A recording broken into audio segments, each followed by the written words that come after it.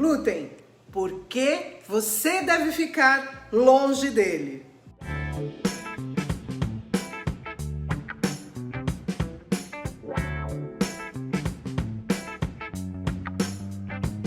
Meu nome é Wanda Ehring, sou chefe de cozinha especializada em low carb e cetogênica.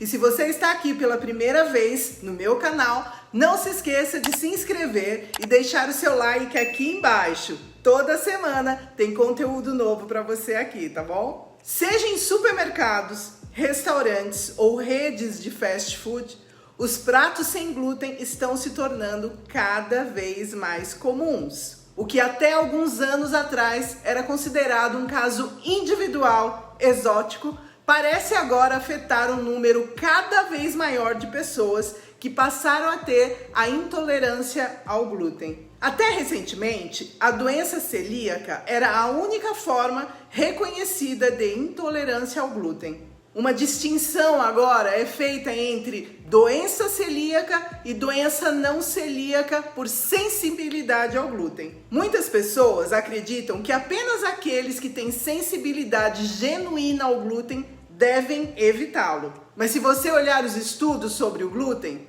rapidamente se torna bem claro que o glúten, independente da predisposição genética, é uma substância extremamente problemática para o nosso organismo. Mas e aí? O que exatamente são glúten? A palavra glúten foi derivada do latim gluten, cola. É chamado de glúten nos cereais. Glúten é um termo coletivo para uma mistura de proteínas.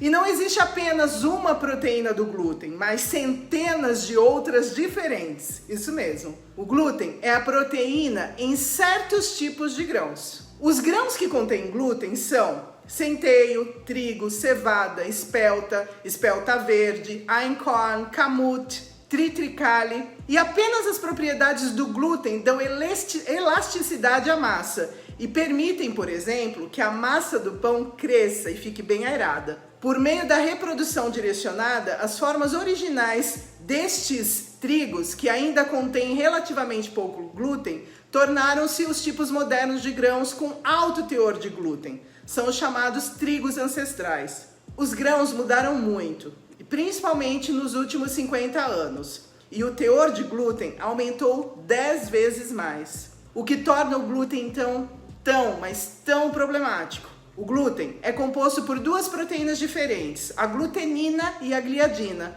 As duas proteínas são inicialmente separadas e apenas quando a água é adicionada através da hidrolisação é que elas se combinam. E devido às propriedades especiais das duas proteínas, obtemos uma consistência semelhante à cola. A gliadina pertence à família das lecitinas. As lecitinas são comuns no reino vegetal. Elas servem principalmente à planta como proteção, protege contra fungos. E é extremamente difícil de digerir. E assim, grandes quantidades da proteína gliadina completam e chegam ao intestino. A gliadina funciona por meios mecânicos, dois mecanismos. Todas as lecitinas podem se ligar à estrutura de carboidrato e, portanto, são capazes de se ligar às células e membranas celulares. Mas nós, seres humanos, não temos enzimas para quebrar as lecitinas. E se as lecitinas entrarem no intestino, as lecitinas dos alimentos podem se ligar à membrana, à mucosa protetora do intestino e danificá-la. A gliadina tem a propriedade, ao se ligar a um receptor nas células intestinais, de abrir a ligação entre as células intestinais, as chamadas junções estreitas, e assim aumentar a permeabilidade. Por muito tempo, se pensou que o glúten era apenas um problema de saúde para pessoas com doenças celíacas. No entanto, a ciência atual mostra que essas substâncias são problemáticas também para outras pessoas. E mesmo que os efeitos muitas vezes só apareçam após anos de consumo, se a membrana mucosa protetora estiver permanentemente danificada, o resultado é um aumento da permeabilidade da barreira intestinal. E é isso que permite que as lecitinas e outros componentes dos alimentos entrem na corrente sanguínea e causem grandes danos. As lecitinas podem influenciar vários processos metabólicos, como divisão celular, biossíntese de proteínas, aglutinação de células, isso em relação às hemácias e às hemaglutinação, ou até mesmo o sistema imunológico. E mesmo que vários tipos de lecitinas estejam espalhadas por todo o reino vegetal, e nem todas sejam igualmente prejudiciais aos humanos, elas são encontradas principalmente em cereais e leguminosas, onde atuam como mecanismo de defesa contra bactérias e fungos. Eles também são conhecidos como antinutrientes, por causa de sua capacidade de se ligar às células e causar danos aos órgãos. A maioria das lecitinas é resistente ao calor e às enzimas digestivas.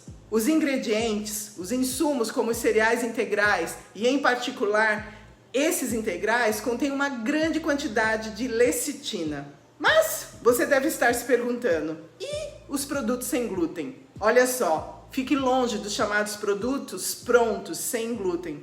Eles podem ser sem glúten, mas estão abarrotados de soja, açúcar, farinha de milho, farinha de batata, farinha de tapioca, farinha de arroz e muitas outras.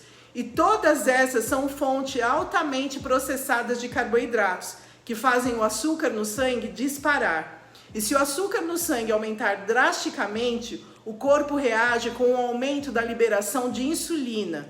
E ao longo de muitos anos, isso pode levar à resistência insulínica e ao diabetes. Mesmo que o diabetes possa levar anos ou mesmo décadas para se desenvolver, o açúcar elevado no sangue também tem consequências agudas para o corpo. Contribui para o desenvolvimento de processos inflamatórios, formação de radicais livres e, como resultado, aumenta o dano celular. Para você entender um pouco mais sobre esses processos, eu vou deixar alguns links de estudos aqui embaixo, tá? Para você dar uma observada como tudo isso funciona ali, ó, junto com os estudos.